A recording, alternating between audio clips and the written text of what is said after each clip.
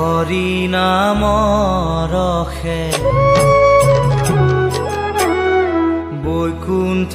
প্ৰকাশে হৰি নামৰ ৰসে বৈকুণ্ঠ প্ৰকাশে প্ৰেম অমৃতৰ নদী শ্ৰীমন্ত শংকৰে পাৰ ভাঙি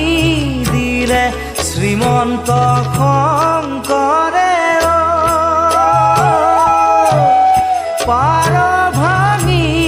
দিলে বহে ব্ৰহ্মাণ্ড কভেদি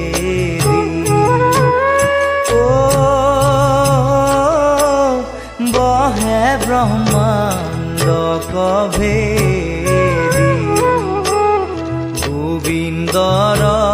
প্ৰেম অমৃতৰ নদী বহে বৈকুণ্ঠৰ পৰা চাৰি পুৰুষ